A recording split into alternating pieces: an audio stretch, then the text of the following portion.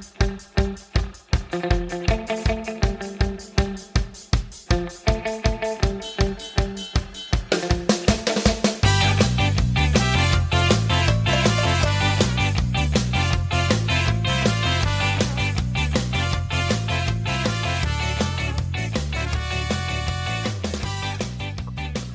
everybody. Welcome back to the iFox with Juice podcast. I'm your host, Juice, and I'm here with my co-host, Reen. What's happening, Reen?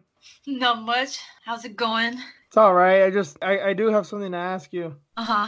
I mean, we've been friends for a while and everything, but it's no secret. You're a tiny bit older than me, and kind of seeing you like as a mentor, but you would have never really like steer me wrong, right? No, of course not. So if I was getting my ass kicked by somebody like really badly, you wouldn't just tell me to like breathe and do all kinds of weird blocks, right?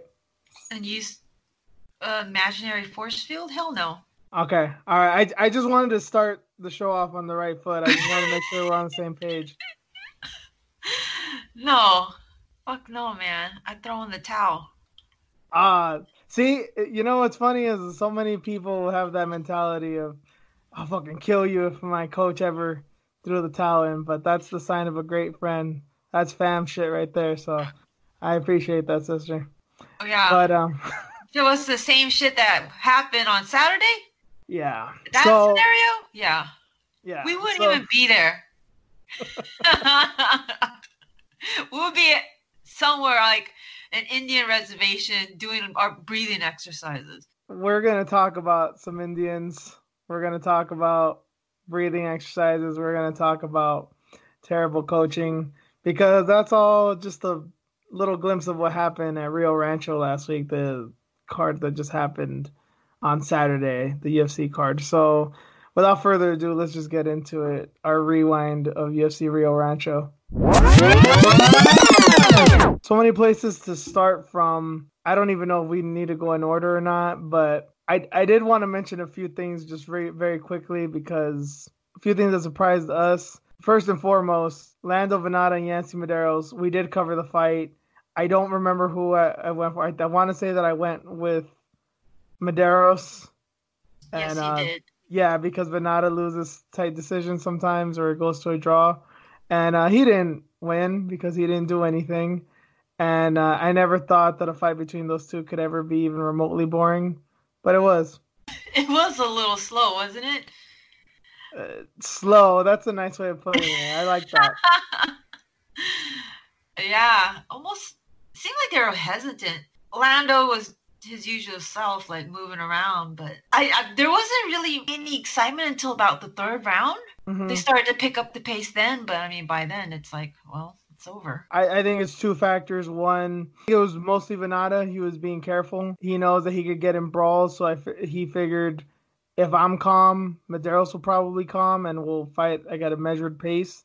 And the fact that it's at altitude doesn't help, because you probably can't do much, even though Venata does train there. I think he was just being conservative, a little too conservative. I'm not mad at the fight. I just wasn't entertained by it. But that's all I kind of wanted to say about that. Any further thoughts on that, Reen? No, I just enjoyed, Venata's footwork. That's the only thing that really I gathered from that fight. Like, oh, yeah, awesome footwork. Yeah, I guess he's improved a little bit, right? Gotta give him a bit of credit, right? Yeah, still flashy, keeps his hands down, but expected more with this one, but yeah. Because didn't we say something like fight of the night? I said it could be fight of the year, so what a fool I look like. But there was some crazy shit that happened during that night that we're going to be talking about in December. So let's, aside from that, two things that we did not mention on last week's podcast, but two people that really impressed us. Daniel Rodriguez, SoCal native, holla at your boy, put a fucking whooping on Tim Means in a crazy-ass, ridiculous street fight. And then Brock Weaver, who I didn't really knew even existed prior to Saturday. Really? I really didn't know him, because I don't watch the contender series that much unless women are on it. So I very rare that I actually know some of these guys. But he caught my attention right away, and I still think, even though he lost that fight, well, he won the fight, technically, but even though he was getting beat down in that fight, he still scares the ever-loving shit out of me, man. And I say this as a brown person. And I say this as not just a Mexican who shares the same last name as that motherfucker who did him dirty. That's right. Oh, shit. Now that you point that out. Oh, man. That shit's funny. Like I tweeted after the fight ended, I said, as usual, I'm disappointed with the Mexicans. You know what's funny? I totally forgot who this Brock Weaver person was. So when their names came up, I was like, wait, which one's Weaver? Which one's Vargas? I'm like, hold up. Like, because that dude don't look like a Weaver. Isn't that like a white person's name? No, he looks like so many things because he's very light skinned, so he could look white, but his facial features don't say so. He talks with a very, let's just say his accent's a bit intimidating, and then you see the braids and the headdress and shit, and just fear exudes my body, and I'm not even white. I can only imagine what it must be like for some of the folks over there. What was I saying off there? I wouldn't be mad if he stabbed a white person. Well, it's in his blood, man. If he spears a white, I wouldn't be mad at him. Dude, like, he's hardcore, dude. Yeah. I dig it, though. I really dig it. Yeah, it's funny that you can, again, he didn't lose that fight. It was DQ. Unfortunate. Kozula really was doing work, and then he landed a really stupid legal knee. We're going to get into the legal knees later on, don't you worry. But I just wanted to give those guys a shout out because Rodriguez really impressed me. He was violent as all hell, looking like, again, in the same vein of minorities that scare white people, Rodriguez definitely falls in that category with his terrible tattoos and his large build and his violent demeanor. Proud of both of those guys. Not proud of the other Mexican. Rodriguez is cool. My Vargas sharing Mexican brethren, nah, fuck that guy. But Weaver's cool. Rodriguez is cool. Glad I got introduced to him, and I want to see him further down the line. Heading on to the fights that we did cover, starting from the bottom, the first fight of the night was Mark De La Rosa and Raulian Paiva. This one I think I did get right because I was going for Paiva. I wasn't necessarily going for him. I just thought it was time that win came his way, and sure enough, I was right. I did not expect it to be in the way that it was. I expected it to be scrappy, and the first round proved that it was going to be that kind of fight, but he ended up dropping Mark De La Rosa in the second round and finishing him, and it was a little sad because Mark De La Rosa seems like a cool guy, but I was happy for Paiva, man. Yeah, that first round, Paiva hit him with an uppercut, and it stunned him, and I think that was just the beginning of the end because Paiva started to find his range and get really comfortable. Yeah, I picked Mark because I thought he would beat Paiva. I wasn't really sure Paiva. I thought he was a little too wild for me watching him in his prior fights. So, yeah, I was a little sad for the other half of the fighting couple. The fighting De La Rosas, yep. And we will get to Montana in just a bit. She was further on up the card. But in another women's bout, Macy Chiasson and Shanna Young had possibly, without a doubt as of right now, the best round of the year. And I think will still remain pretty high up there come December because the first round of their fight was absolute fucking madness. I love this. I thought it was going to be an easy fight for Macy. She had a better weight cut. She was just in a better space, especially, taking that loss from Lena. She wanted to definitely get back in the win column. So, and then, just Shayna Young just coming in on short notice. Like, I thought it was going to be just a one-sided victory for her, but no. She was game. They were both game as soon as that just locked the door and go fight. Like, it was insane. I enjoyed that fight. Like, it's great. I hope to see Young more in the UFC. But yeah, who knows? Because who knows what's going on with the UFC and how they sign people. But anyways, yeah, Macy and Shayna, good fight.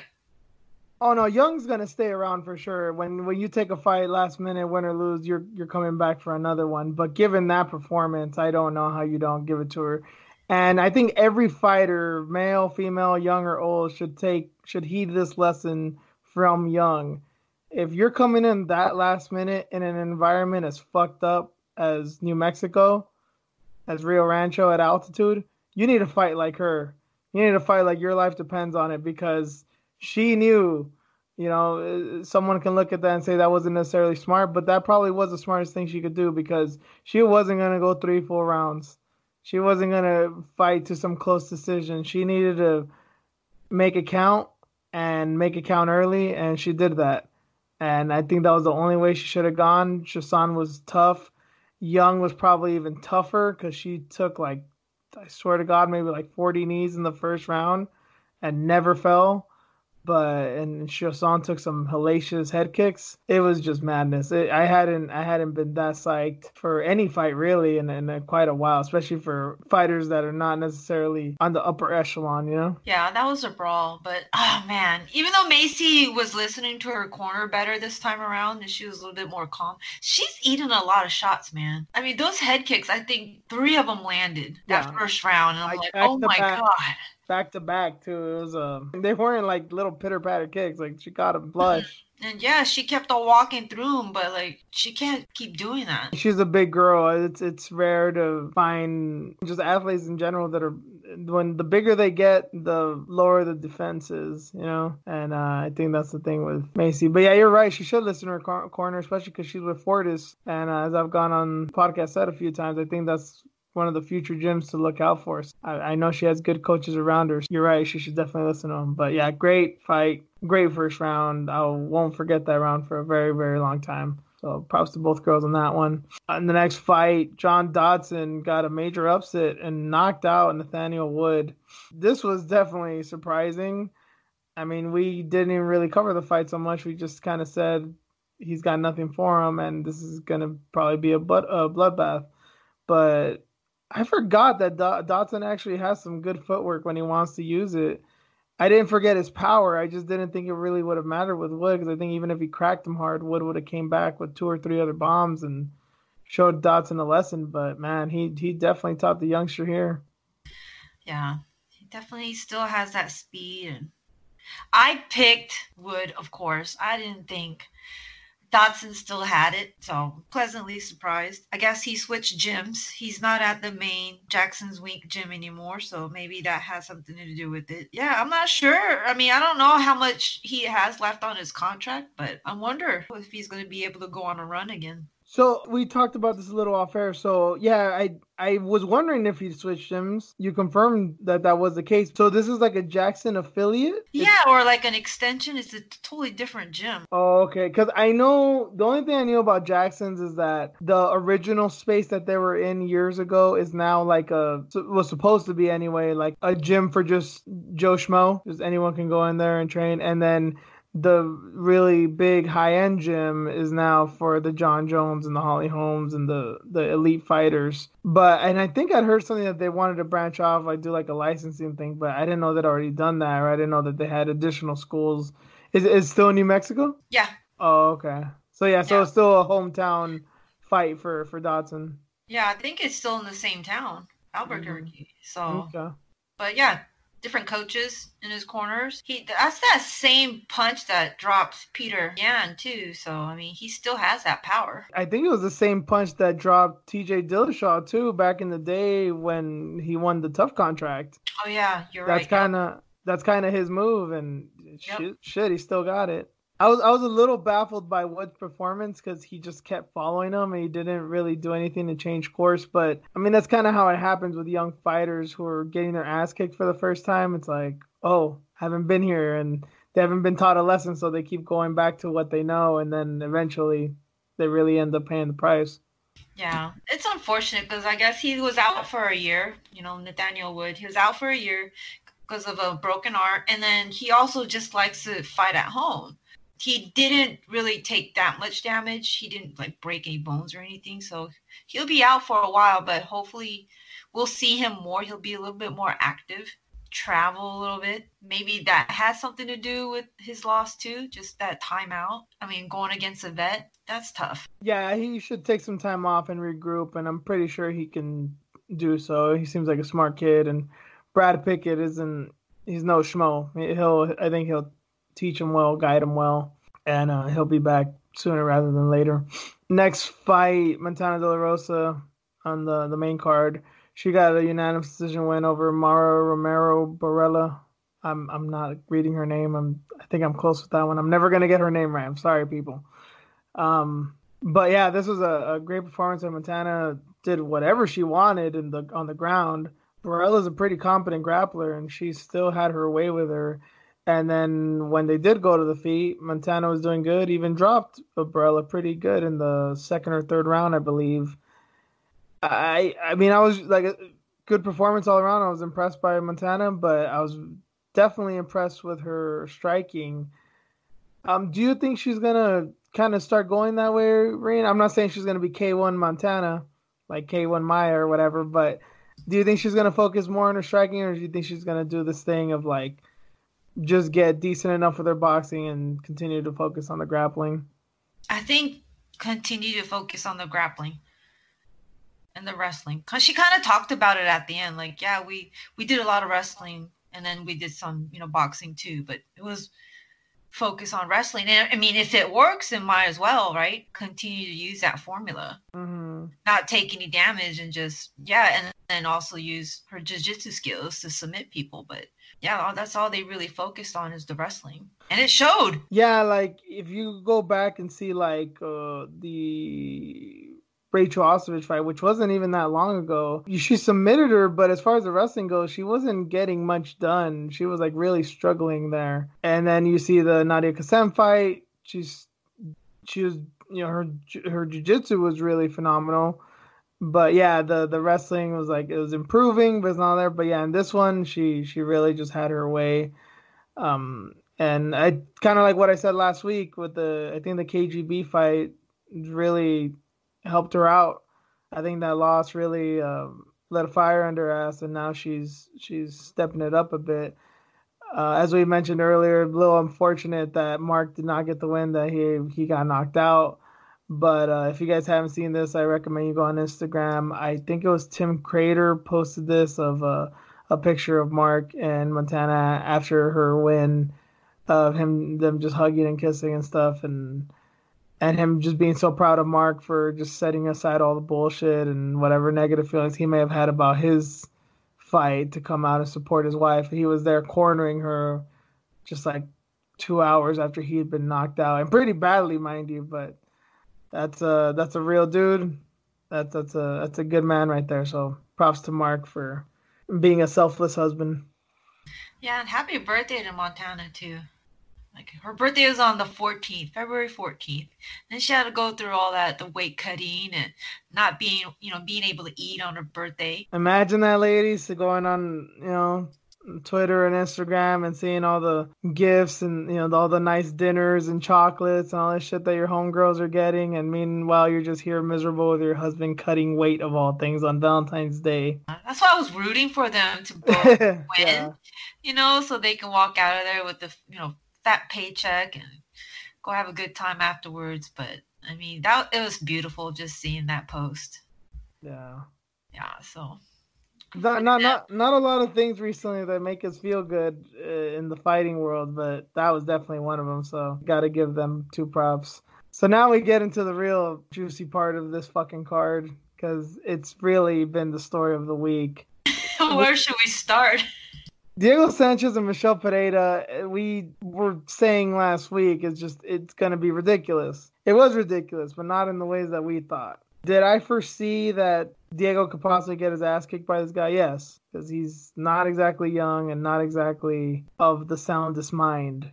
It started out great, first 30 seconds, rolling thunder kicks and all kinds of weird shit happening, but about a minute in, you start to realize the way that this fight's going to go, and that he's taking a new approach that isn't exactly orthodoxy, and it just started going downhill from there. And by some weird divine intervention, Michel Pereira threw an illegal knee that hurt and cut Diego, and Jason Herzog gave him the chance to continue or not, which Diego debated about, and seemingly, according to some people, was doing it to try and get an quote-unquote easy win. And sure enough, Pereira got disqualified and Diego won. So there's that to unpack. And then there's the fucking coach. So I just summed up about every little detail as far as the fight goes, Rain. I'll let you go ahead with this coach guy because I know you have a lot to say, or you can continue with the fight stuff. It's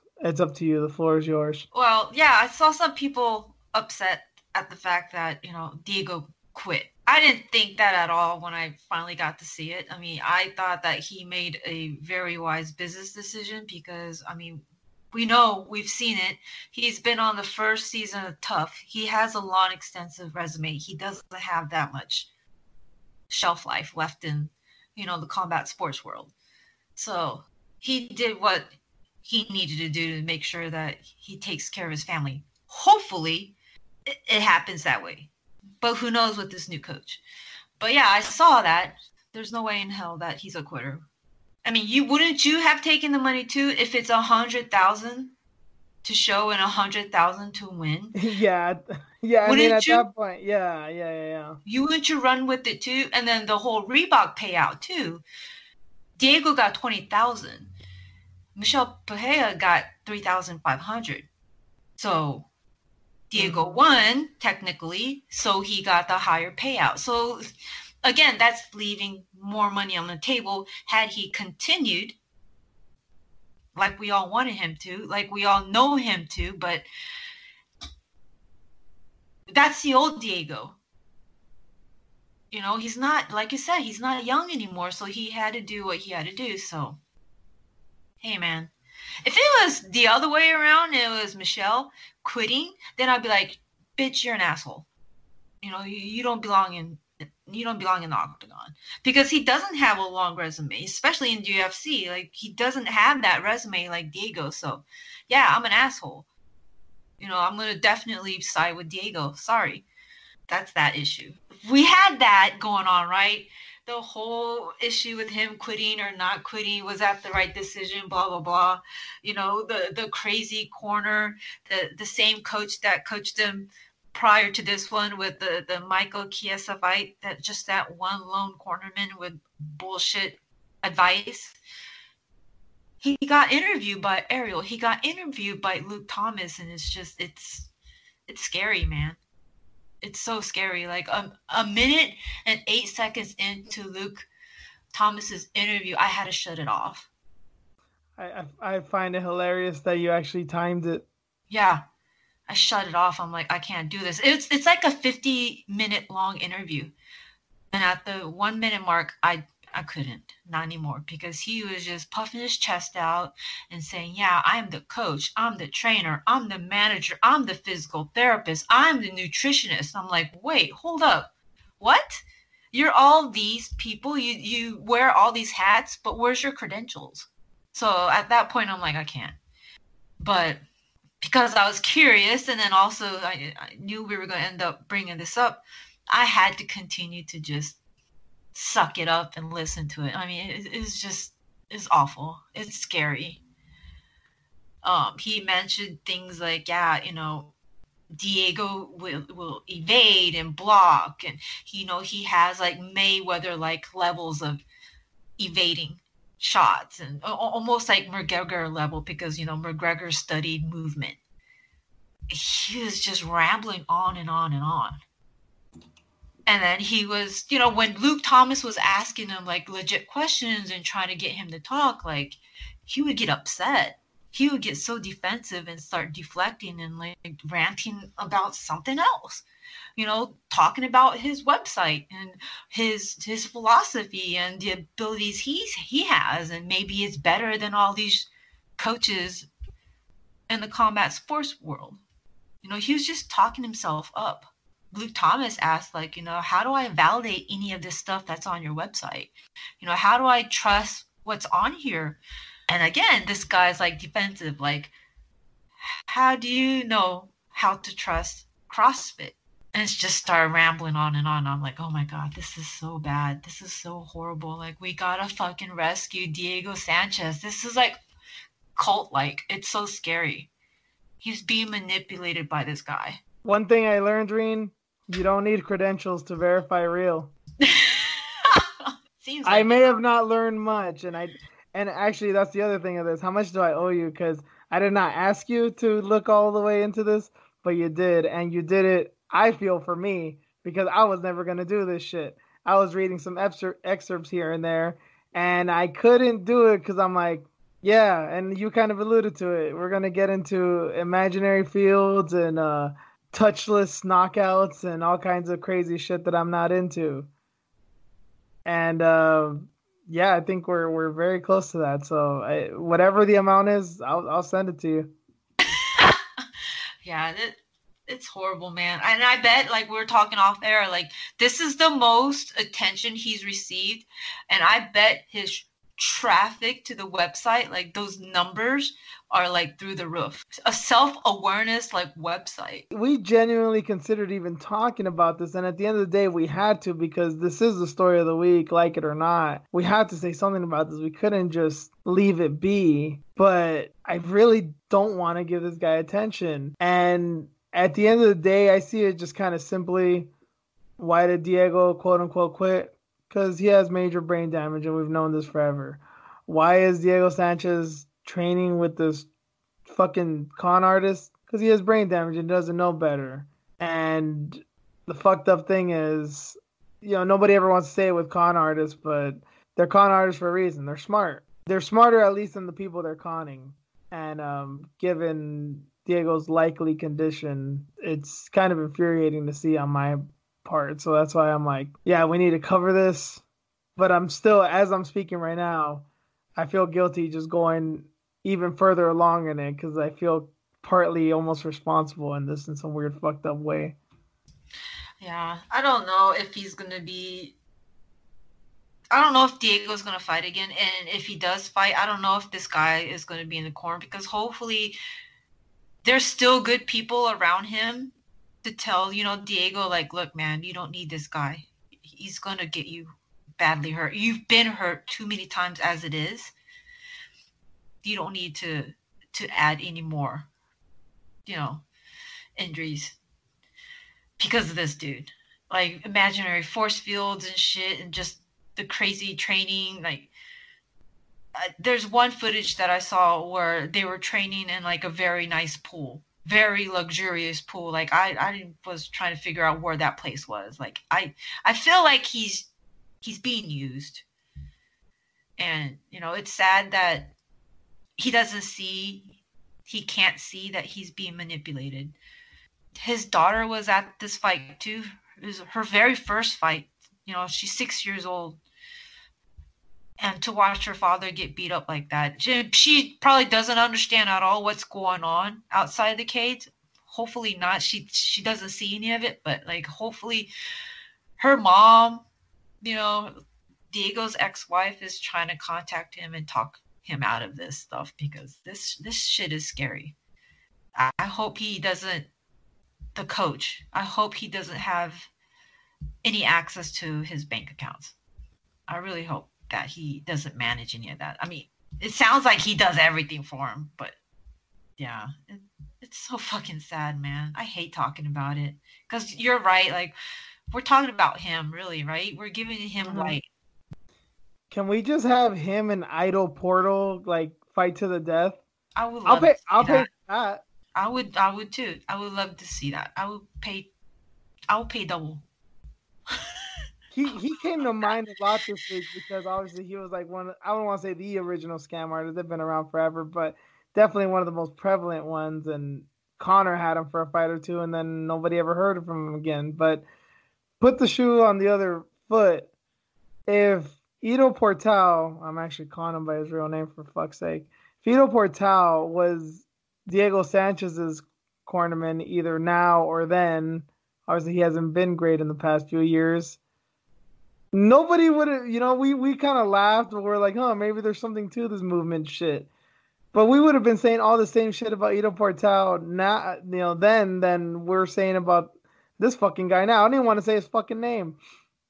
But it was that ridiculous then. But since Connor was young and hungry and, a very gifted athlete, he was able to pull the shit off. And, he worked his hustle for a while because of Connor. Yeah. And I think Connor kind of benefited from what he did learn from him.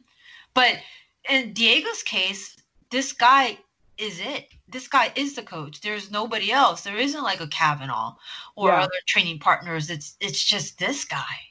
that's a good point. Yeah, I'm because like, at the end of the day, when he got rid of him, it's like, well, who cares? Movement isn't a part of MMA.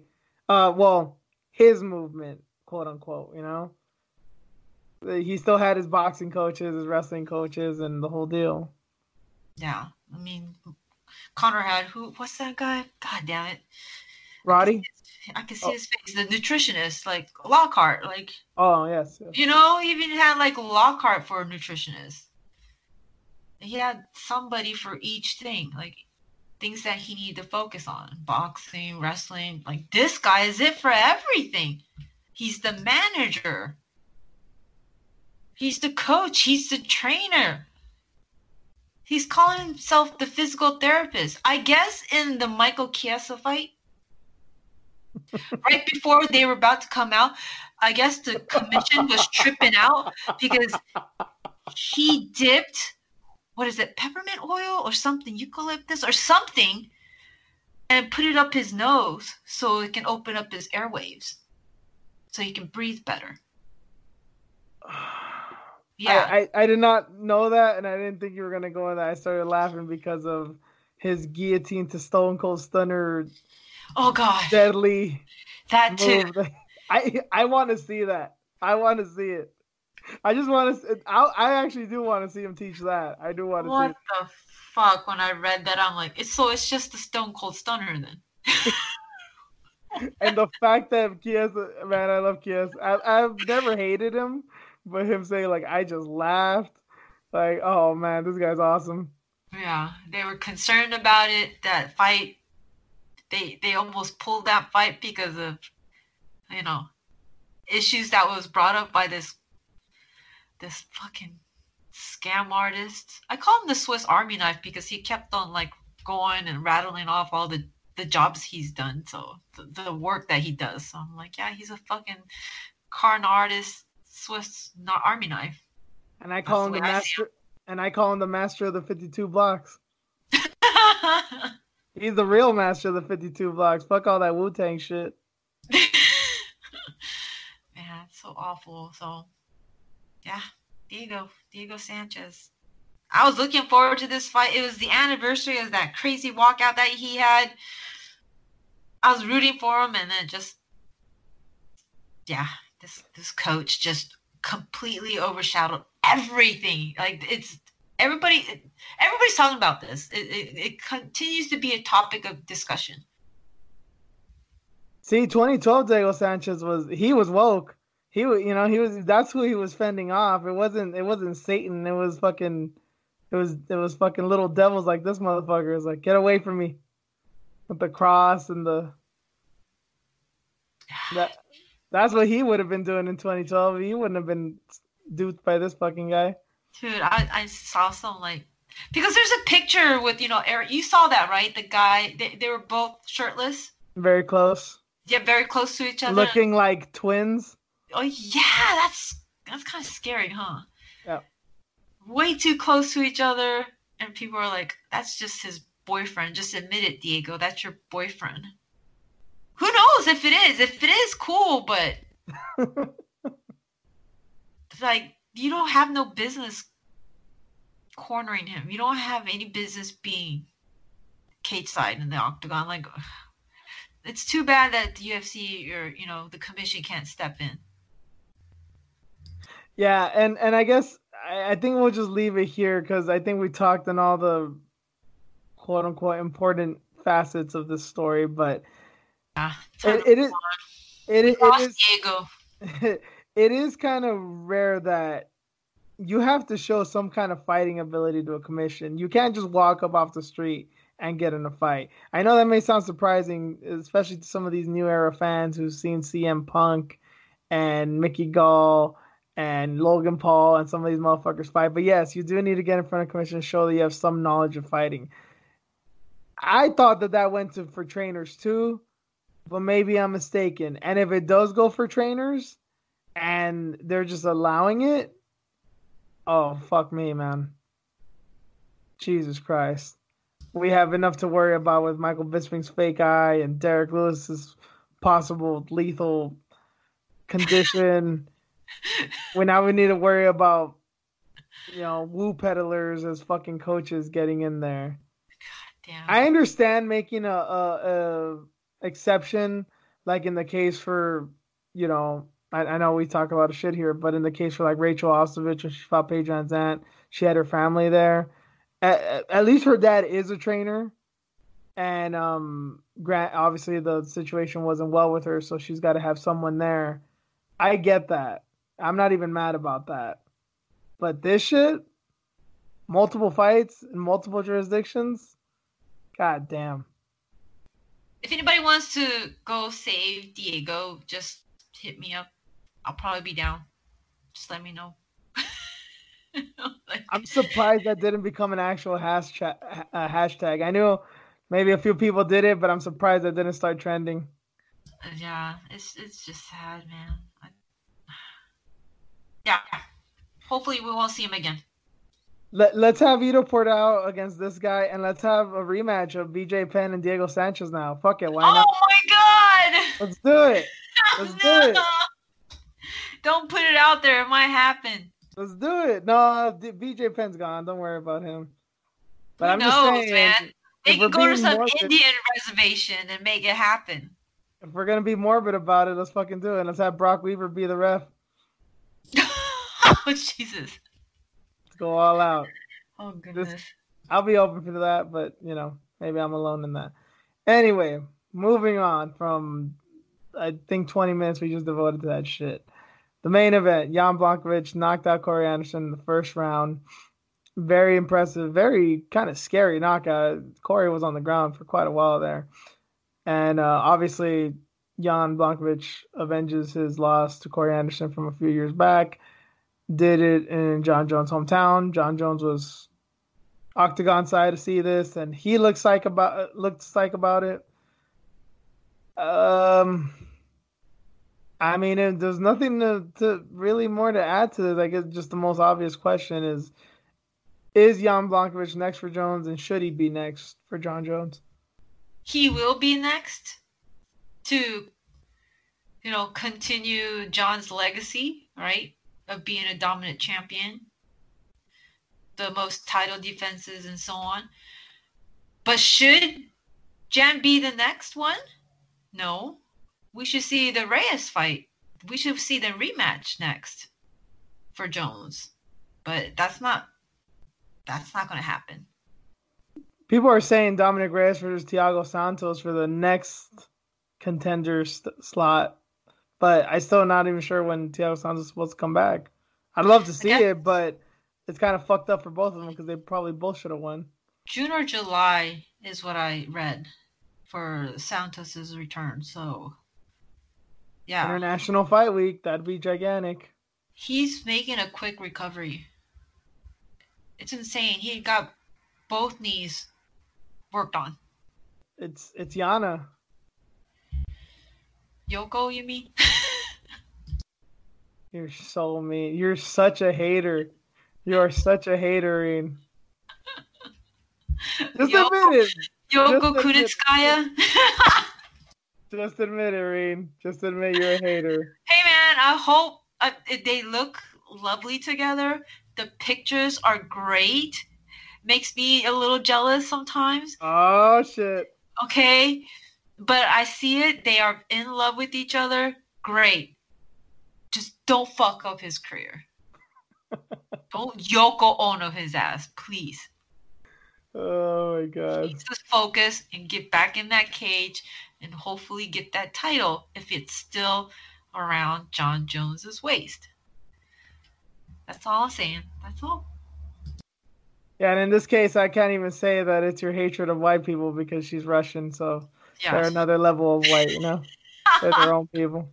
Yeah, that's a different level. Yeah. I'm just saying, I just don't want her to fuck him up, right? Like his whole career up. Because he doesn't have that long. So he's not young, like Yeah. Dominic Reyes. So True. I get you. There was one story. I know this is a bit off topic, but I did have to mention it because we started talking about Russians and Thiago Santos being in the Brazilian army reminded me of something. There was this story that came out for Valentine's Day, since that was last week, of this Russian soldier who proposed to his girlfriend via tanks. damn. And I could just see someone like Thiago Santos doing that. He got like 12 tanks to go ahead in formation of like a heart. And then, yeah, yeah. And then somewhere down the line, he went on one knee and asked for her Yeah. hand in marriage. But yeah, Mike, yeah, that's some shit that Thiago Santos would do, given his background and given that Yana Kunitskaya is a crazy Russian woman, you know? Yeah, I see it happening. I mean, they took beautiful pictures with him with a big ass hammer in his hand, so Uh-huh. I see it. So that does it for the review, the rewind of UFC Rio Rancho. So let's get into next week's fight. I'm sorry, this week's fight. What am I saying? This weekend's fight of UFC Auckland.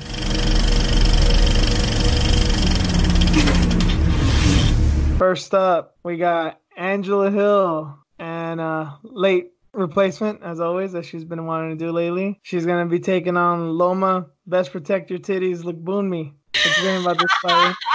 Did you listen to her Fuck on yeah. Joe Rogan? Oh my God, I love her. I love her even more now. She's so fucking cute, man. It's funny because when she came on, I was like, not that I don't want to say I was psyched for it or against her or nothing. I like Angela Hill, I do. But I was just kind of surprised, like, really? He got her? I don't know, because she's not the most popular UFC. You know, he's usually gotten Israel Adesanya, Tyron Woodley, Usman, Masvidal, Askren, these, big stars in the UFC. Angela Hill is just like, she's been in the UFC a while, but she's by no means a star. But I always knew she had a bit of a personality, but seeing some of the shit that I did, I'm like, damn, you just want to hang out with her, man. She's just cool as hell. She's funny as shit, too. Yeah. Yeah, that's right. I just want to hang out with her. How many people are now clamoring, even though they're not in the same division? How many people just started going online and just thinking, please have Angela Hill fight Rachel Ostovich. Please have Angela Hill fight Rachel Ostovich. Oh, shit. I would love that. Or, well, I guess more appropriately, Mackenzie Dern, but some people feel weird because she's a mom and you can't look at them titties no more. That shit's funny, though. She's like, yeah, I'm gonna... What did she say? Some kind of Thai move so she can try to get the titties to, like, pop out? Yeah, like she's going to get her in some kind of, clinch and is going to maneuver her in a way where titties are going to start popping out. I was like, holy shit! I love you! Like, finally! Somebody, like, crazy like me, like, thinking all these weird thoughts. Like, it's just... I love her. Oh, did you know that her... Was it grandfather? Was, like, famous for being one of the first to report an alien abduction? He got abducted by aliens? Oh, my God. Yeah, I guess they never brought it up during the podcast. It got brought up afterwards, so she might come back again to talk to Rogan about her grandfather. So she has another story to tell. Like, I love listening to her. I've heard my whole life, the running joke was, why is it only that country ass white people get abducted by aliens? Apparently, it's not a white thing only. Yeah, I'll be interested to hear that story. But yeah, I just like how she went down the line. Like, at 24, she started Muay Thai, just to get in shape because she was going to college and, she wasn't eating well. And then that just kind of started her entire career. Yeah, I mean, it's the story of a lot of women. Kat Zingano too. She just wanted to get in shape and wanted to get started doing jiu-jitsu and stuff. And she had already done wrestling, and then that's just kind of got forced into Muay Thai and kind of just became MMA. Yeah, well, with this one, it's kind of unique though. Like, Angela Hill had nothing, like no background in sports at all. And she just happened to try this. Elbows was her thing. Like, elbows got her to start Muay Thai. She's very smart too. Hearing like some of her like little analysis too, I'm like, man, like she's really has it together. And I liked even that she said that she'd like to fight Joanna, not as a because I earned it, and this is like no, it's like I want to fight her, and I think I have a good chance against her because she's a Muay Thai fighter and she's basic, and it's true. Yeah. She's great at the basics, but she's a basic Muay Thai fighter, and anyone that knows Muay Thai knows that. She knows that, and she wants to test herself against that. I'm like, damn, that's crazy.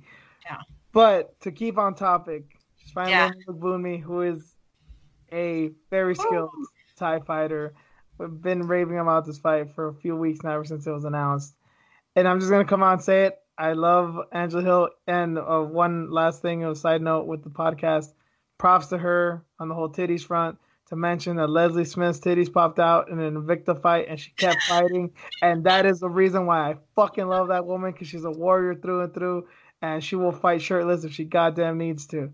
Because fucking a bitch up is their primary concern, not what she looks like and not what people are looking at. But besides that point, Hill and Lugbunmi, I'm sorry to say that I don't know. It's because of this podcast and a little bit because I am a big Loma fan. I'm actually going to pick against Hill here. Oh, I don't know. God, I'm so interested in this fight. I don't know. Thinking about like size difference and whatnot and reach. Loma is undersized. I mean, she was an atomweight. She's going up. Hill is not the biggest strawweight. It's not really a size or even a skill thing. I think this is just neck and neck. My big thing is because she went on the Joe Rogan podcast, she was here in LA. Joe Rogan's here in LA. She was here in LA to do that. She should have been in New Zealand like 5 days ago. Yeah, true. And the jet lag and the time difference. I mean, it's a day ahead over there. And it's what, a 16-hour flight or some shit? I just think the jet lag might have an effect. That's the main reason why I'm picking Loma here. But if she wins, I am, as much as I love Loma, I am not going to be sad about her losing because Andrew Hill's the shit. Yeah. Well, I'll just go with Hill. I'll just go opposite. But this should be a good fight. Oh yeah. Oh yeah. We might do a whole episode on just Angela Hill, man, because just we might have to be one of those behind the scenes podcast just talking about Hill, because yeah, we really could keep going on and on. She's dope as hell. Hell yeah, dude. I think she still does her own podcast, right, with Jessica Panay, or no? I haven't kept up with it in a while, but I'll be sure to look out now. Okay. It's probably on Jessica Panay's OnlyFans account. Jesus. Just saying. Anyway, moving on. Another prelim fight. Jake Matthews is going to fight Emil Mech. And I feel like they both haven't fought in a long time, but I looked it up. Matthews fought the Adesanya Whitaker card, which was only a few months ago, like 4 months ago. Yeah. Mech has not fought in like almost 2 years. Yeah, that's going to be a rough one, man. And he hadn't been looking good. I mean, he was well known for knocking the fuck out of Husamar Paharis, and he became like a fan favorite. Then he beat Jordan Mean, and he had like 2 losses in a row. Granted, it was to Kamaru Usman, and I forget who the last guy was, but he's been on this long layoff. Exactly. Thank you. And Jake Matthews was a guy that was looked to be. He was supposed to be like the next Whitaker, you know, and then doesn't hurt that he looks like Justin Bieber and is a badass. You know, he had the marketability and whatnot, but he just hasn't met expectations. I don't know. It's one of those fights that it's gonna say so much about the winner here. I'm just like looking at the names, and I'm like looking back and forth, left to right. I'm gonna go with Mech only because he's really aggressive and violent, and Matthews is like he's fun, but I think if you put the pressure on him, he may start to wither. So I'll go with Mech. I'll just go with Matthews because just the long layoff and the injuries that he's had before with canceled bouts and whatnot, like, doesn't seem consistent to me. So I'm just gonna go with Matthews. Yep. And it has nothing to do that he's a good-looking white boy, Reen? I mean, he is. I mean, they both kind of are. Well, Mech looks and is built like a Viking, so Yeah, like exactly that look. it's just more scary. But Yeah. I wouldn't picture you going with a guy like Mech. But then again, I couldn't picture you going with a guy like Matthews. So you definitely have range, girl. Yes. Yes, I do. Anyway, moving on. Surprised. Moving on to a woman I like, Carolina Kowalkiewicz. She's back. She fought Alexa Grasso last summer and got thoroughly outboxed, and she's gonna fight Yan Jonan. This Whew. looks like in Carolina's case, she loses this one. They really think she's fighting for her job here, and Yan is no walk in the park. I really haven't decided on this one yet. I'm gonna go with Yan. Damn it, because she's Asian, Rain. It's the racism in you. No. If I was that racist, I'd be like, no, never mind. I'll be quiet. Yeah. I'll be You good. guys don't know what she says off air. It's terrible. I'll behave today. Um, no, just Carolina, man. Carolina. She's on a 3-fight losing streak, right? I think it's 3 fights. Yes, 3 fights. Damn, only losses to like top competition. It's been a rough one for her. I don't know. I don't trust her. And then Yan has just been on a terror. Granted, she hasn't like fought competition like Carolina, but I don't know where Carolina's head is at anymore. Yeah, the Grasso fight was really alarming because you're like, oh shit, like there's levels to this shit, and she was not just a contender, she fucking fought Joanna for the title Right. and nearly knocked her out. Exactly. So yeah. Sorry. I'm gonna go with the Asian. I'm going with Carolina. I was a big fan of hers before. I mean, I still think she's fun as hell, but skill wise, yeah, she's probably rescinded. But it's a tall task, but I think she gets it done, probably by controversial split decision, because that's just what's been in the cards lately. Next up, finally, getting to the main event. This one is for the ladies. Dan Hooker versus Paul Felder. Why are you laughing, Reem? Do they look like they're related, or they could be related? Like No, you just think all father whites and look son? alike. Yeah, kind of. But do they look like father and son? No, I don't know. I just look at the hair, so I'm like, Hooker's clearly a blonde, Felder's clearly a redhead. So I mean, maybe they could be cousins, but no, I don't think that they look that related. Oh man, But that's not. don't take away from what this fight's really about, Rain. It's not just a fun ass fight that can be very violent. It's also probably the best looking fight that they could put on the men's side for women. I know, right? It's so unfair. Can you think of one just to be little bitches about it right now? Can you think of one? And I'm probably speaking mostly of myself. Can you think of another fight of like that had two really good looking guys and the fighting one another? No, I think Hmm. this is it. This is the one. Yeah, Luke Rockhold and Yoel, but Luke, I'm not into Luke. Yeah, I guess like objectively speaking, he's like, well, that's a good looking guy. I know. Oh, Weidman. I know a lot of women were into Weidman back then. Probably not so much anymore. Ooh, really? Yeah, I know a lot of girls were into Weidman, especially like when he beat Silver. Like, oh damn. Like Oh, even when he was fighting Silver, like, oh, that's a good looking guy. Yeah, okay. yeah, maybe that one. But this is here and now, and looks to be a spectacular fight. Um, as much as I like Dan Hooker and I like Paul Felder too, still the toughest theater student you'll ever see in your life.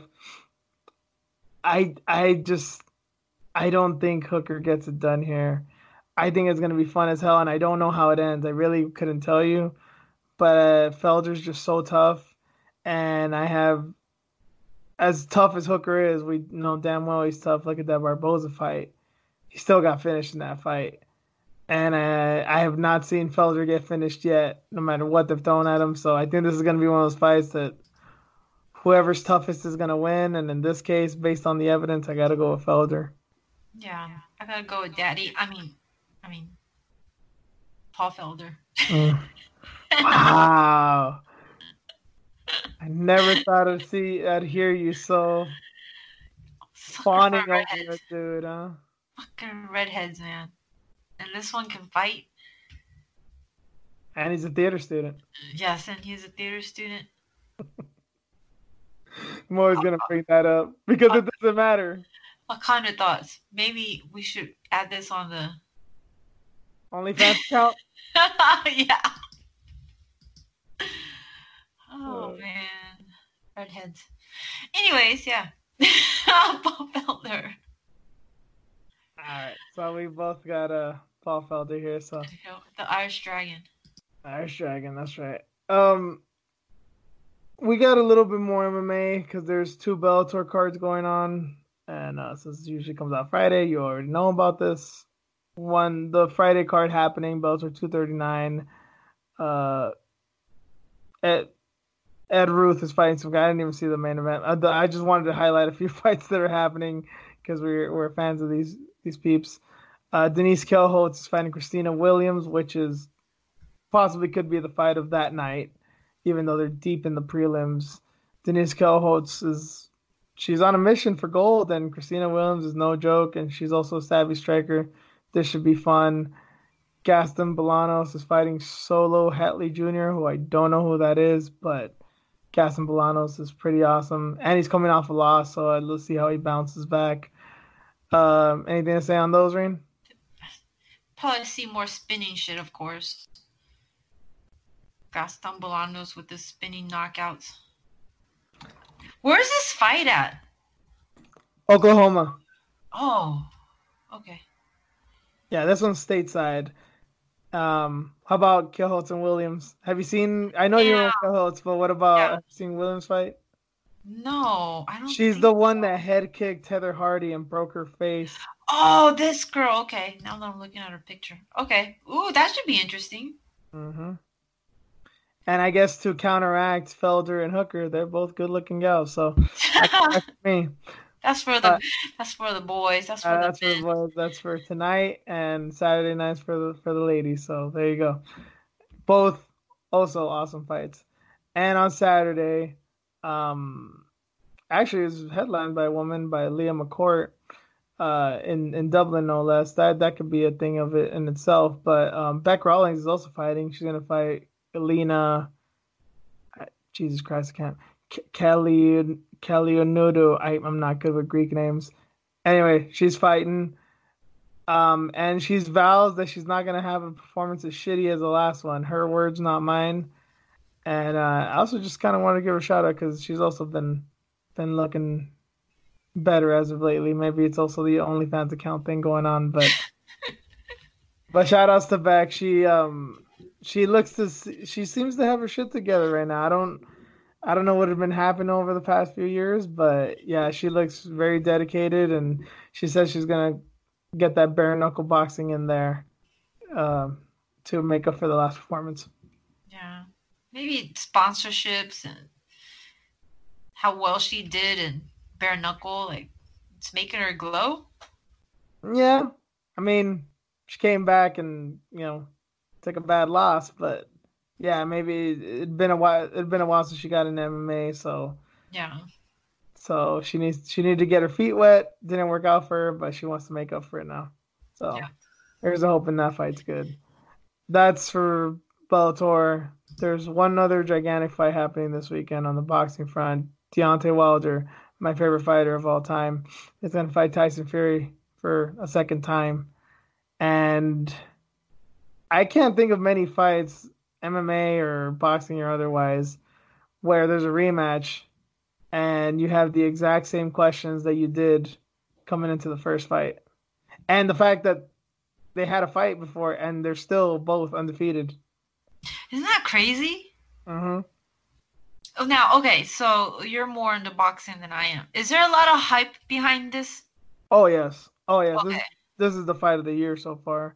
And then it might be the fight of the year at the end of the year because I mean, Canelo always does good, but it looks like he might fight Billy Joe Saunders, but that hasn't been official. Triple G just pulled out of his fight. He's not gonna fight till like June, and it's against nobody. Oh, speaking of boxing, did you see that kid Ryan Garcia last week knock the fuck out of that Fonseca dude? Holy shit, man. Yes. I'm sure you probably like him too. Or too young for you. That's too young, man. Okay, well, yeah. Too young for you, bro. Yeah, he's too cute too. Aw. Yeah, that happened here in Honda Center. That happened here in Yeah.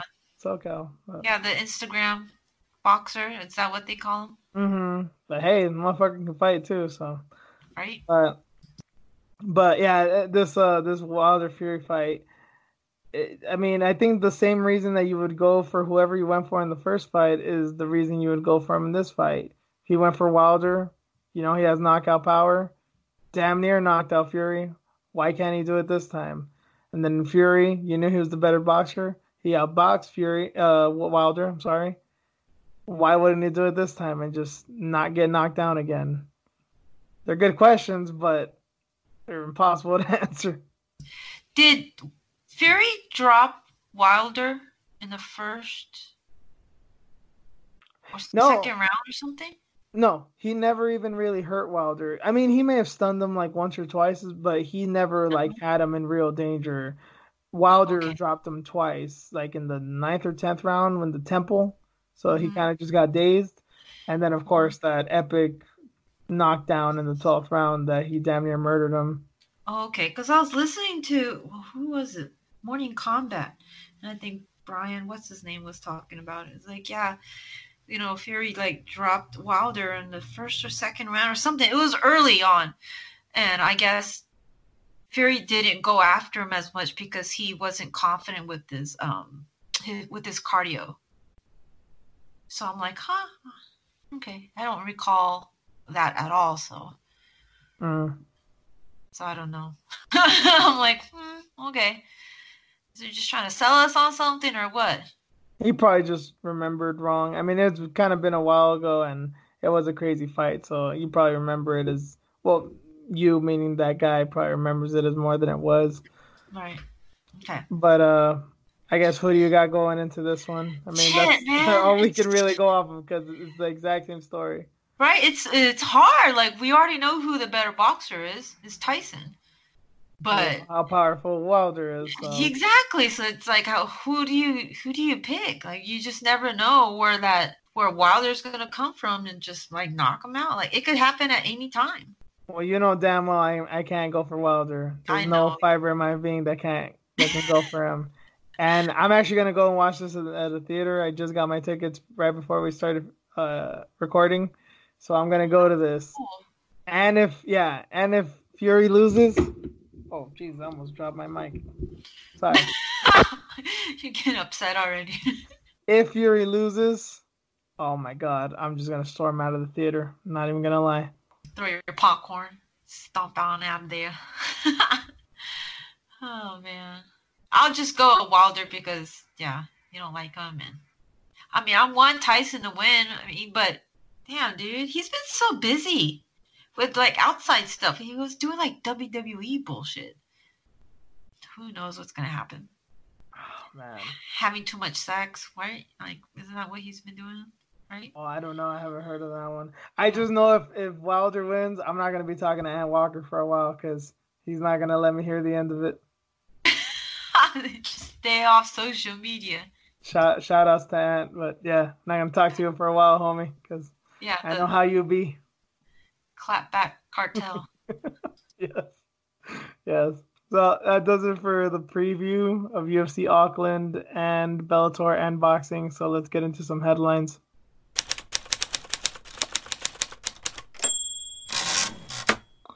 First up, Judge Soliz. I didn't even bother to write his first name because I guess in this case you should care, but I didn't bother to do it.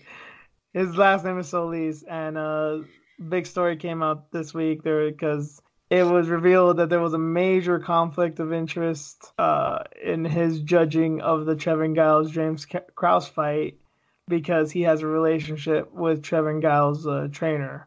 Or technically he did. Who knows if it's still going on, because he used to train with him and he got his black belt in Brazilian Jiu-Jitsu under him.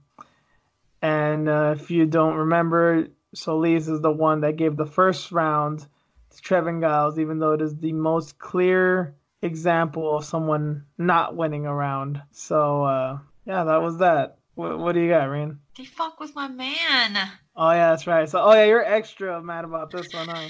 Yes. So fucked up, man. See, this is the reason why I want the judges to be held accountable. It's already bad enough as it is. We have multiple rule sets, right? Maybe one day we can get that down to one all around. Right now, what they can control is holding judges accountable. Like whoever did this investigation, I think it was Aaron Brewster, is that his name? Yeah, this is what he uncovered, and it's like crazy. I mean, how many other people have ties with gyms or coaches or whoever? We don't know. I mean, there could be several cases. I hope not.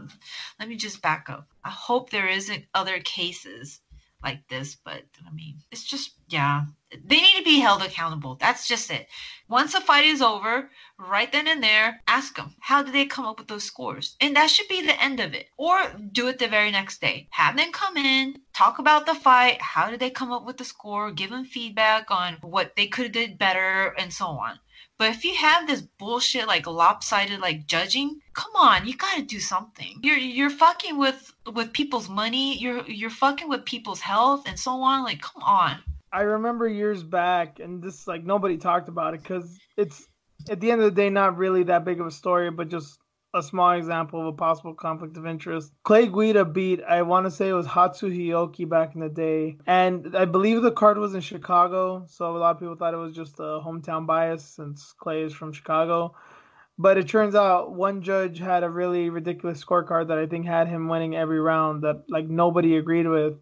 And it came out later on that him and the judge were Facebook friends.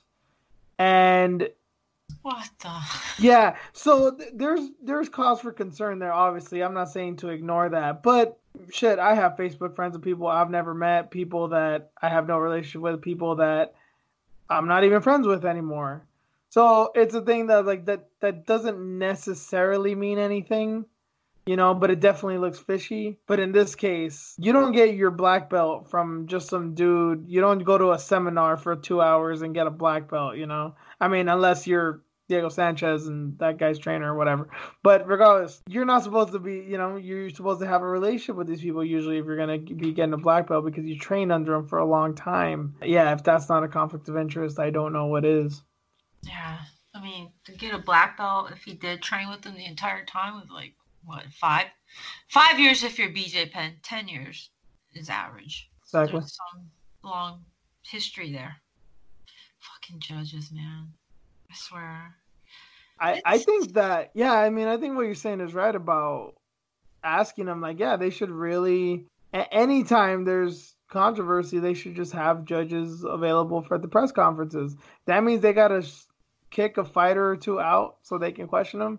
Fuck it, because we need to get down to the bottom of shit. Yeah. And yeah, I mean, can the media do anything about it? Can the fans do anything about it? No. The decision was rendered, and that's that. But at the very least, the fighters want to, because this is what I've never understood, and I don't know if you could do this, but fighters can say that I don't want a certain individual to referee my fights. Like I remember Miesha Tate said that about Kim Winslow after the Kat Zingano fight because she didn't like the way that fight. She said if she was refereeing, she's not going to be refereeing my fights. And then there was that issue with Paul Daly and Miragliotta. Like, they don't want to be one another, and that's understandable. I don't understand why you can't do the same thing with fights. Like, KGB with how that shit went, the judge that scored a 30-27 for Murphy, why would she ever want that judge to score her fights? And why shouldn't she be able to say that, like, he or she is not going to be scoring my fights? Hell no. Yeah. I know some people won't fight unless they have like a certain cutman. Mm-hmm. So yeah, just fucking bullshit. It's insane, man. It's just put them on blast. Yeah, do something. Like it. it protects the fighters, and then also it protects the judges too that are doing the right thing. Like I am accountable for my scorecards. Yes, I can answer every question on why I scored it this way. You know, it protects everybody if you just, make sure everything's good. And then, yeah, like you said, to help fighters too, because I think of a fight like, okay, this is a quote unquote controversial decision, because I'm not saying that the decision was right or wrong here, but this is one of those fights that's really like a pick 'em, like Jorge Masvidal and Damian Maia. That was a really interesting fight because Maia won, but you can easily give it to Masvidal because Maia totally dominated the grappling and Masvidal totally dominated the striking. So at that point, it's kind of a thing of, well, who do you give it to? And then even the time frame, it's like Masvidal would outstrike him for half the round, and then Maia would outgrapple him for half the round. So who do you give it to? At that point, it's like, not that the judge did anything wrong because it's kind of a coin flip, but yeah, just to ask him like, well, why did you think that that was worth more, and why did you think that he should have won this round instead of that round, and things like that? Because then, yeah, the fight's done, the fighters can't do anything about it, but at least they'll know like, hey, maybe I should focus more on my kicks or my takedown defense or because that's what cost me the fight for this judge, and you can take that into account. Yeah. Well, first things first, though, they really need to just come down with one rule set, and that's it. Across the board, across the nation. That's going to fix a lot of confusion. And then, yeah, making sure that judges are held accountable. That's step 2. And that should just like help a lot. Just those 2 steps. I mean, let Invicta and whoever doing that, they're doing that project with what? Round by round scoring, let them like figure this out. But there is a problem right now with judging, and it could be easily fixed, but nobody wants to do it. Mm-hmm. And if these judges, they don't get to judge combat sports frequently, then figure something else out. Get the best ones together, break it up in different regions across the nation, and just have those judges referee constantly then. Mm-hmm. And then just educate them. And not have all these different judges available and scoring, and, give them a better salary. This is different than boxing. We all know that. There's so many different levels. There's so many different elements to this game, to MMA. You need people that are competent enough to look at a fight and score it accordingly, and then be able to answer, if somebody were to ask them. The UFC doesn't have that right now, and it's scary. People's pay and shit is getting cut. I guess UFC is the only one that does the show and the win money. Like Bellator just has a flat fee. Is that right? No.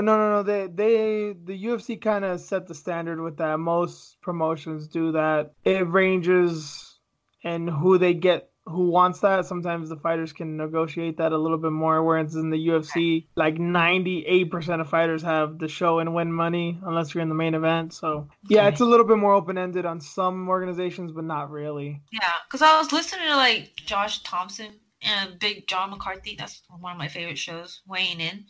Check it out if you haven't already.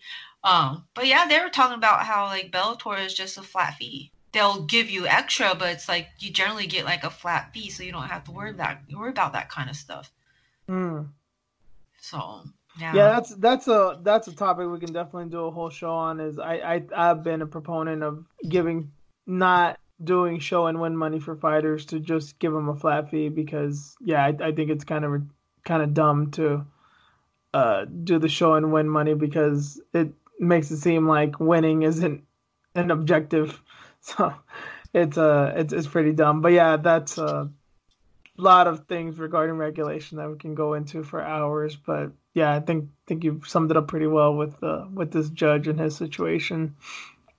There was a new study that found that there's less volume in fighters' brains. There's a loss of brain volume in MMA fighters and boxers. So they did a study, and long story short, kind of paraphrasing here, they got certain segment of younger and older and active and retired fighters, and it seemed like across the board, the younger fighters they all had loss of brain volume, but the younger fighters had it in certain regions, and the older fighters had it in certain regions. The younger fighters was more of a injury class, and the older fighters was more a CTE and in the Alzheimer's class. So it's one of these things that's like, well, obviously fighting's not good for your health.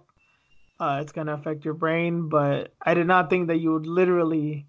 I know you lose brain cells, but I did not think you would literally be losing part of your brain and doing it as well. It's a little scary. So boxers actually lost more than MMA fighters, is that right? You know what? I don't remember that off the top of my head. That could be the case. That's always what I've felt because there's more blows to the head in boxing than in MMA. Right. Okay. That's scary. I wonder. I mean, because isn't it okay? Because isn't it hard to detect all this stuff unless they actually like go through the brain and cut it and dissect it? They're doing more tests. The technology is getting better to where we're starting to find ways of detecting it even while people are alive. So Oh wow, that's that's good kind then. of part of it. Yeah. I wonder what happened with that the device that could detect. Wasn't it CTE or Brain, something? brain injury. Yeah, on the spot. I wonder what happened to that thing. I mean, I hope it's definitely gotten better and it's getting closer to where people can actually use it. You know how it takes a long fucking time with FDA and regulations and testing and all that stuff, trials and all that. Yo, you know what? We need the refs, those Thai refs. Have you seen those videos with the Thai refs like trying to save a fighter from like bouncing his head off the canvas, like trying to catch them as they go down? Oh, I've seen a few of those. Yeah, Oh my God, that's what the UFC needs. it's Somebody that would just so sacrifice their body.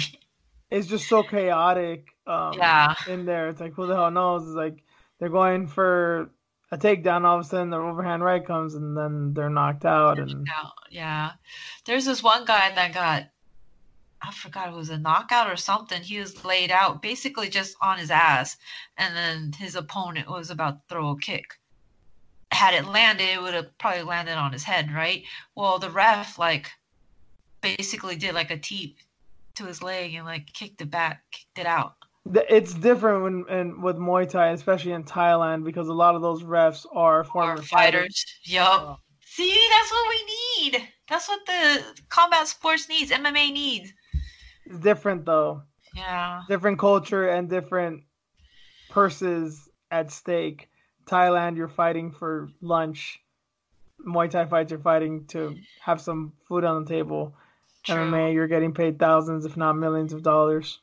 True. They started at the age of 6 too, so. Hmm. But in theory, yes, that would be good. But we just don't share that over here. Um, guess yeah, sad news, fucked up news, but I guess important news. We watch this shit, we love it, but still dangerous, and we should feel a little bad about watching it every once in a while. So that's what that headline was for. Next up, Elias Theodorou has become the first fighter to get a TUE for medicinal marijuana.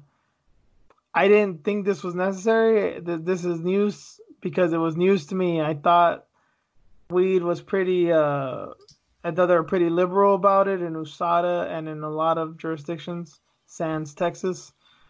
But I guess that's what the TUE is for here now. Is that regardless of where you go, if they find weed in your system, you're good to go. Or I guess a certain amount of weed. But I mean, what was there to say about this, Rain? I mean, it's kind of like a duh thing. Like this should be happening, but Yeah. he's the first one. I mean, he managed it.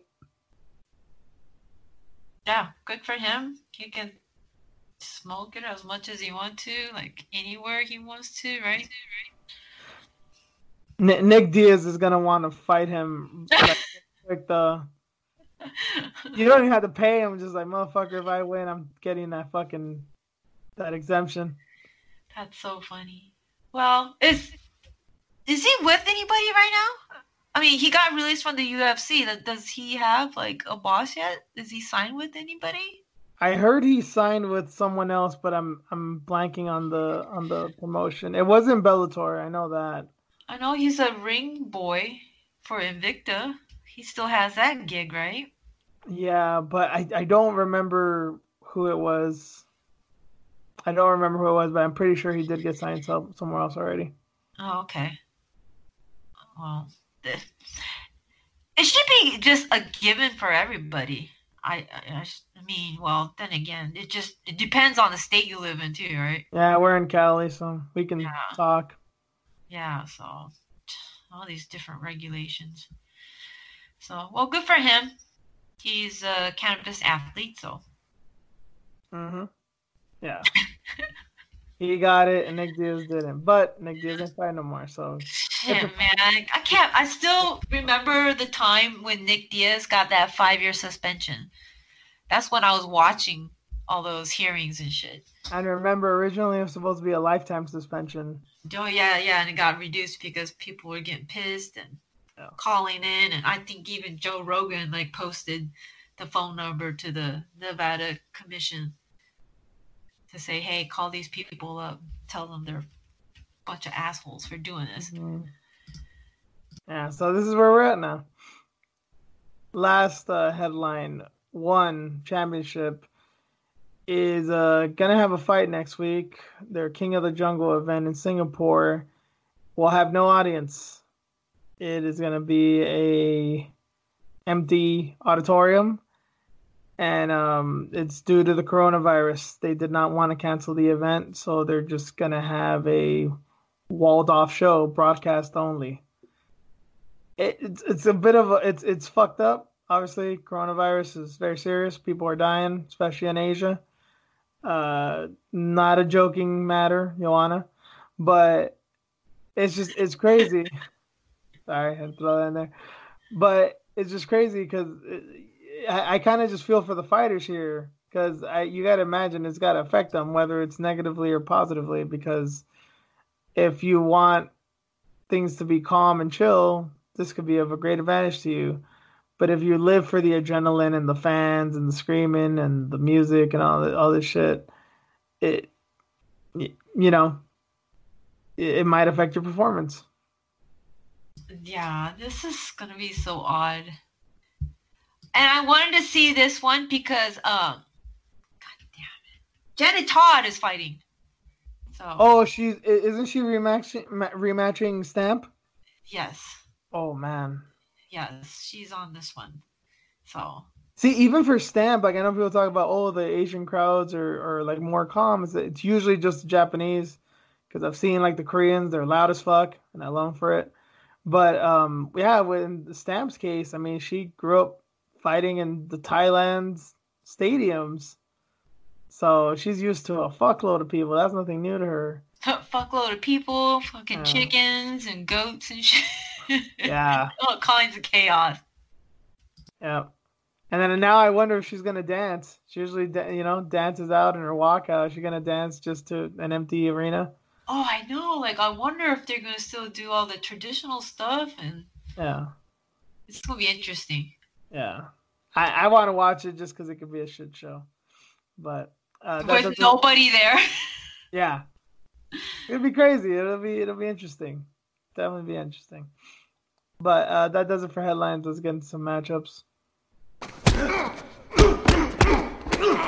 First up, Valentina Shevchenko is scheduled to fight Joanne Calderwood at UFC 251 on June 6th. No venue, no city has been announced. We were speculating, I think, just a week ago about who Shevchenko to fight next, and we were going with Roxy. Apparently, it's JoJo.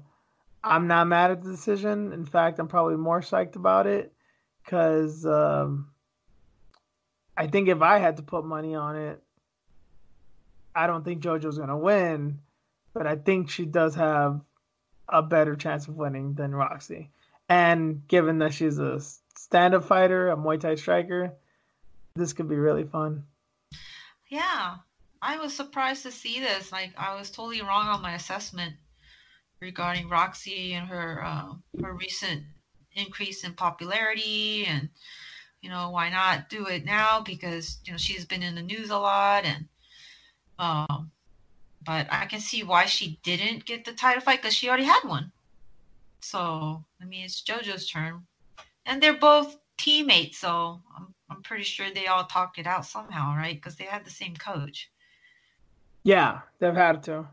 So yeah, so good for her. And like you said, like, she probably does have more of a chance to beat Valentina, but yeah, Valentina, she's going to be my pick for a while. Yeah, probably same here. Next up, Chris Weidman is back. He's gonna fight Jack Hermanson. That's supposed to be the main event at Oklahoma City, happening on May 2nd. I believe that is a ESPN Plus card. Murder. By Hermanson? Yes. I mean, I'm just kind of baffled that Weidman keeps getting main events. Like, I mean, they're not all main events. Sometimes they're co-main events. Sometimes they're on the main card. But he keeps getting really tough fights, man. And why isn't the UFC trying to help him out a little bit? I'm not even saying this as like a Weidman fan. I said this on air. Fuck Weidman. He doesn't want to come to my city, so fuck him. But like, you think you'd want to protect this guy a little bit. Shit, they're protecting Anderson more than they're protecting him, and Anderson's like 44 fucking years old. I don't understand either. And he's going back to 185. I don't get it. I mean, I understand it. He didn't do good at 205, and but that weight cut. Yeah, I mean, why not go down again? But the weight cut. Hermanson is no joke, man.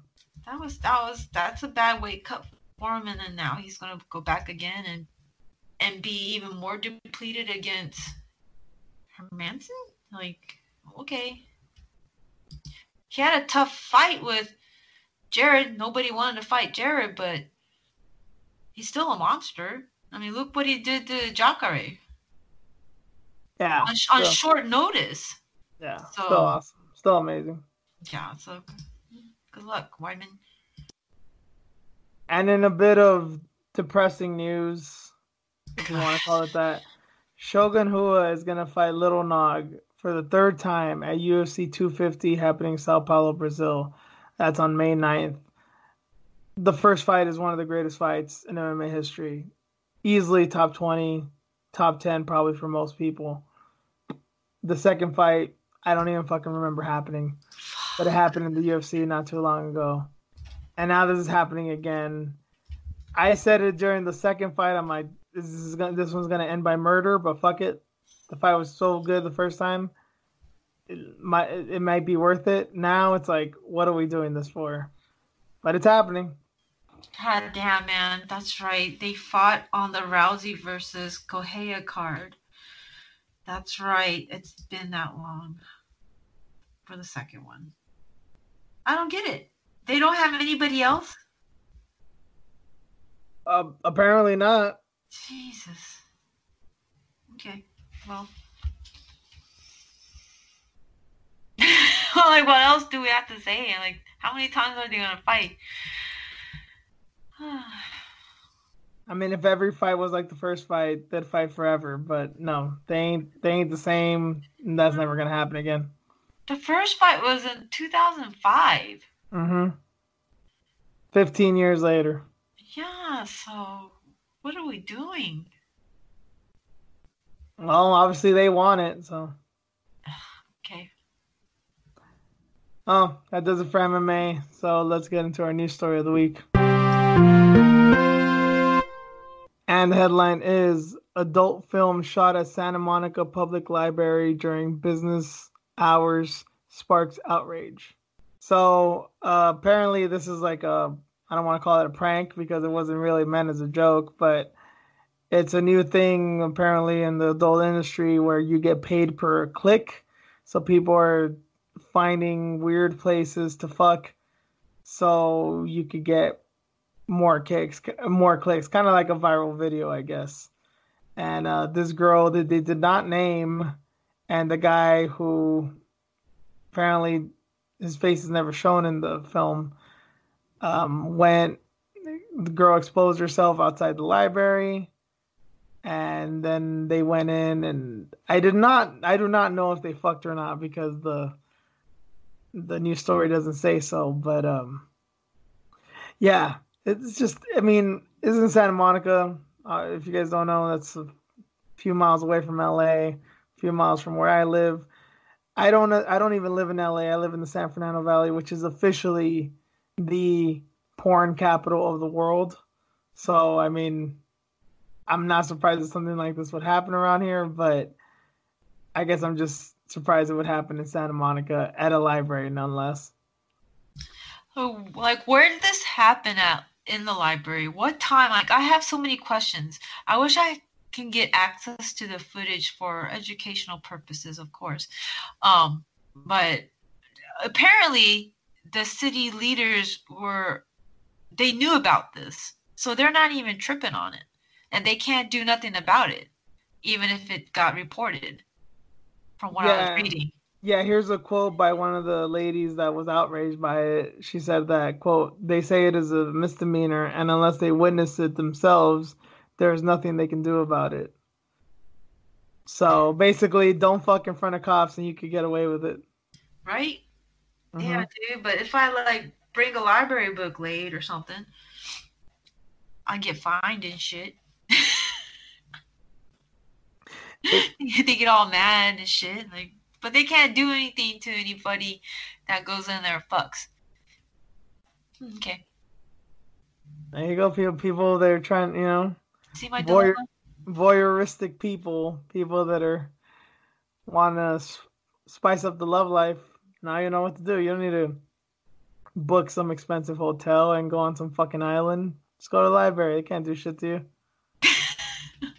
But just a quickie. You gotta do it kind of fast. I assume the cops might get called eventually, and you don't want that. You don't need that smoke. God, how awful do you have to be to fucking a library though? Isn't it stink? Doesn't it smell like library books, all musty and shit? Some people might like that. Oh yeah, some people are freaks. Some weird fucking nerds and stuff, you know. I recently saw a video of, I don't know if it was like a Greyhound bus or what, or was it an airplane? They're like somebody like fucking in the back seat, and then the person, you know, they were just filming it because they could see him fucking in the chair. Like, man, you can't wait to get home. I mean, or take it to the bathroom or something. Or at least just head, you know, it's a little bit more discreet. Or hand job. Like, this person was like straight up like on top of this person, like riding him. Damn. No shame. Of course, it was white people. I blame Riley. I blame Riley Reid. Damn it, that white girl. She started all this shit. She really didn't, but she's the poster child for it, so it's all on her. All the public urinations, all the you brought it up. Yes, all that shit. That's all her. That's all her fault. I blame her. Oh God, she's so dirty. Hey, sometimes gotta do what you gotta do. Guess so, huh? Yeah. Yep. So that does it, folks. Been a long show. A lot of topics covered. A lot of fuckery has been handled, I think. But that does it for tonight. So we're going to call it. You can follow me on Twitter and Instagram at Juice_MMA. Reen? Fox with you on Instagram and Twitter. You can follow the show at iFoxWithJuice, also on Twitter and Instagram. We're everywhere podcasts are. iTunes, Spreaker, Spotify, you name it, we're there. So give us a like, follow, share, retweet, whatever you got to do. Thank you for joining us, and we'll catch you all next week. Later. See ya.